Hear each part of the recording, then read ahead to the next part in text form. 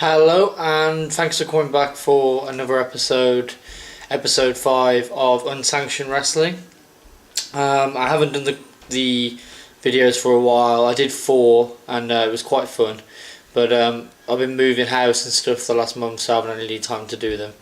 But I'm doing them again now. Sorry to anyone whose questions I haven't been able to answer, who sent them in over the last month or 6 weeks, but it's just been so hectic that I haven't been able to answer them, and they'll all be old now.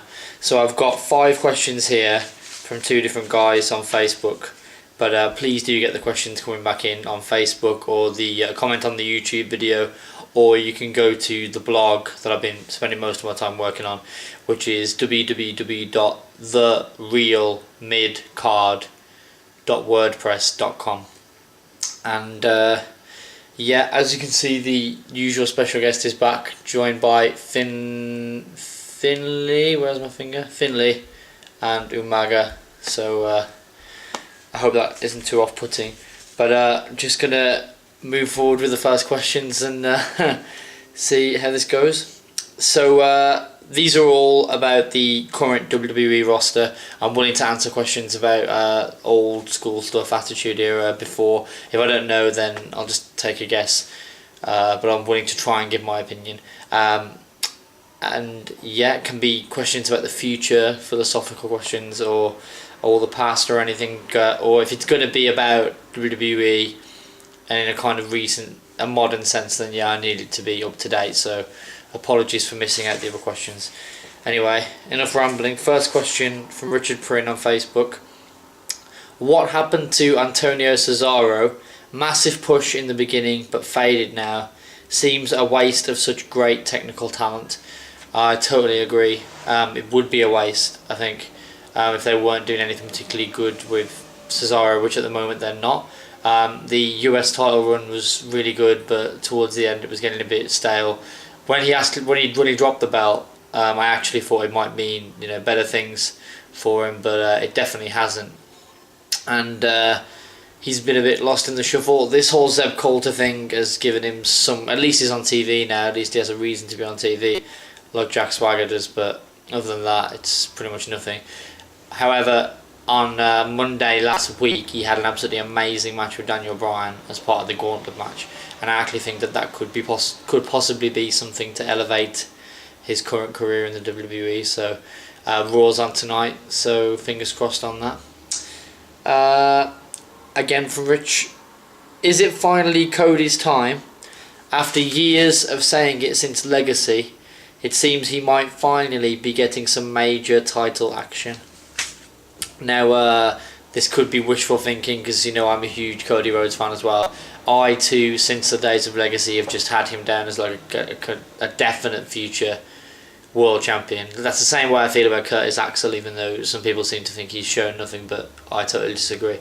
I think Cody's been ready for years. He's not even a young talent anymore. I think that they're actually going to miss the boat with him if they keep, for some reason, just dodging the chance to make him go completely overboard. But I think that it was a really big disappointment to have him not win the briefcase at Money in the Bank, especially after all the fans were cheering for him and he completely got himself so over and just took over that match. It's a shame that nothing came of it, but it's gone well, because now he's got this babyface turn, he's got loads of momentum, the fans are going crazy for him. And on SmackDown last week, they had the really interesting thing with the briefcase and the river with Sandow. So I think those two are going to have a good match at SummerSlam, and hopefully a good feud for a couple of months. And I can't see them, doing some kind of contract on the line match and Cody winning it at all. But I would love that, but I don't think that's the way they're going to go. I think Damien Sandow's, I was disappointed at first, but in the last week or two, I think he has improved, and I'm kind of fairly pleased with how he's going. But I'd rather have Cody in that position. Let's hope that something good comes for him soon. And finally, the last question from Richard is, Ziggler, can he get any better? That's a pretty simple one. Yes, it is possible for him to get better, but I don't know how, really, because he just has everything, and he's on fire again now, especially now as a babyface. It gives the fans the chance to do what they've really been dying to do for so long and just go crazy for him. He's getting really good pops everywhere he goes. I'm sure even at every house show he's getting one of the biggest pops of the night.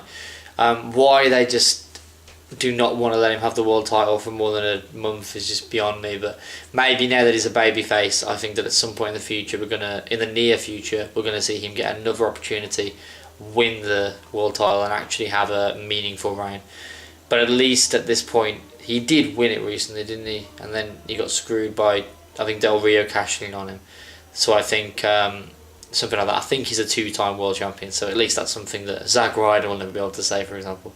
So it's not like his push has been completely killed dead. But hopefully he can, get more of the respect and credibility that he deserves. And now for the last 2 questions, they're both again from Facebook, and they're from Stephen Forrester. This is Fozzy, who a lot of the regular viewers will know, and he's a regular question contributor, and also he's a regular writer on the realmidcard.wordpress.com. He covers the Ring of Honor stuff for us. We also do WWE, TNA, and a bunch of other topics. So check that out. Check out Fozzy's work on there. And here's the first question: why is Daniel Bryan so over? Now, I really don't know if that's a question I can answer. I don't know how to go about answering that. I think it has a lot to do with this whole yes/no thing. I mean, I'm loving Daniel Bryan's run, and I'm glad he's so over. He's a great wrestler. He does have a good character, to be fair, and he has charisma, and I really do think he has everything it takes. If Benoit and Guerrero were able to be world champions, and be pretty much at the top of the business, there's no reason why Daniel Bryan shouldn't be there. He's equally as good, if not better, actually, in my opinion. But I do think that he gets a lot of criticism for it, but I don't think he'd lose any sleep over it. But I do think there is some truth to the opinion that it's all just because of this catchphrase bullshit, which is kind of true. I mean, I think it is just down to the fact that there are so many just stupid fans who just get a kick out of shouting simple words, just like "what" all over again. But I found it really, really irritating when it was the whole yes/no changing every week, and I found no really annoying. Now he's just doing yes. It just seems like what it was originally born from, that just, his character just being so uncontrollably pleased to have won. It just seems like he feels like that all the time now, so I'm cool with that. As long as they don't keep going to this no bullshit. And also they should drop the yes lock thing. It's really annoying. They should just stick with LaBelle lock. Sounds so much cooler, and you don't have to keep changing the name of the move every time he turns heel or face, or because he's in a good mood one week or whatever. I don't know how he got so over, to be honest, but I'm glad he is there. He definitely deserves to be there, and I hope he beats Cena for the title. But LaBelle lock, please. And final question: is Brad Maddox Eric Bischoff's illegitimate son? And why is Brad Maddox such a don? So 2 interesting questions there. I have to completely agree with you about Brad Maddox being a don.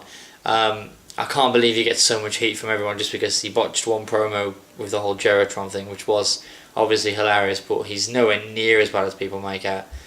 I regularly see people of far less quality on the mic on a weekly basis on WWE and elsewhere, so it's like, I really don't think he deserves the hard time he gets. I actually think that, I don't know if he was supposed to actually be a wrestler. I don't know enough about him from when he came from developmental, or if he actually was originally a wrestling talent, but I don't think, from what I saw in the brief time, that I think they let him have a few squash matches against Ryback or something. I don't think that he needs to be doing that, but I think that on the mic and on the screen as a GM or some other kind of role like that could suit him just fine. Yeah, so I'm happy with what he's doing right now. It's definitely better than Vicky Guerrero, but now she's on SmackDown, so I don't see what the point of all that was, but at least it's freshened up Raw a bit. He is a lot less annoying, and obviously I'm less bored of him because I've only seen him for a couple of weeks, as the front runner. So fair play to him. I hope he keeps being mildly entertaining, and as long as he doesn't become too integral to the storylines, then it shouldn't be a big problem. But thanks a lot.